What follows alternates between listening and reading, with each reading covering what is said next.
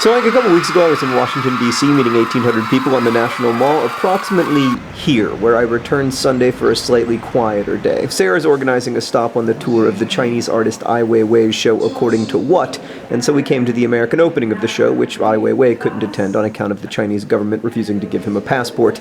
In this famous triptych, I dropped a Han Dynasty urn and let it smash to the ground. That morning we went over to a sculpture park featuring a house that reminded me of the insufficiency of human eyes and a fake tree by Roxy Payne that was real enough for birds. The Yeti and I sat down on a park bench and she fed me popcorn, which was adorable, and then disaster struck. This squirrel is inadequately afraid of humans.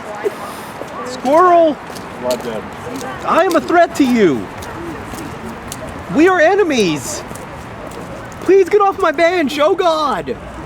Oh God! Don't touch me! Oh God! Then we briefly went back to the hotel so that I could recover. A lot of president heads. Before walking down to the National Mall. Am I wearing skinny jeans? Oh my God, I am. Our nation's capital has a lot of neoclassical architecture. It's all stone and columns and intimidating facades. These buildings give the appearance of something between a church and a fort, which I guess is what governments are. I mean, even the freaking bathrooms are intimidating. This astonishingly impressive building, for instance, it's the Department of freaking Agriculture headquarters. Lone bird perched atop the Department of Agriculture. Thanks for watching over our nation's grain. Right, so we walked down to the Washington Monument and noted the metaphorically resonant fact that the U.S. Capitol stares out at Washington, who in turn stares back at Congress, a symbol made all the more obvious by the fact that to keep airplanes away, the Washington Monument now has terrifying blinking red lights, like the triangular-faced Washington is staring at Congress with his blinking devil red eyes, saying, "You are not what I had in mind!" We walked further and found ourselves at the very moving World War II memorial, about halfway between Washington and Lincoln, whom I noticed were also staring at each other in much the same way that Washington and the Capitol were, which made me think about the fact that even though we think of Washington and Lincoln belonging to different historical epochs, in fact,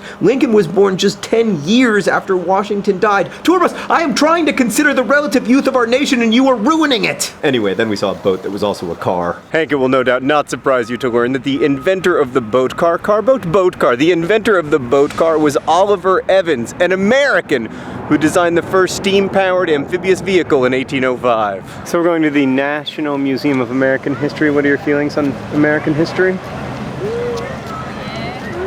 I'm mixed. We saw Abe Lincoln's hat and some excellent presidential pajamas and Dumbo, but mostly it was just this exhibit, which explained that we have been at war to some degree or another pretty much constantly for the last 250 years. All right, Sarah, now that we've left, how do you feel about the United States?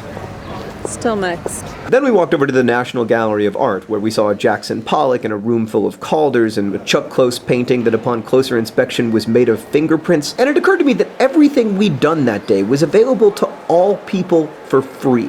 It struck me that once you got inside the temple fortresses of neoclassicism, the American ideas of equal opportunity and equal access still live. So I guess I share Sarah's mixed feelings about US history, but more than that, I feel like it's just too soon to say. Hank, as I walked around this city of monuments meant to evoke our history, I couldn't stop thinking that for better or worse, the United States is just getting started. I'll see you on Friday.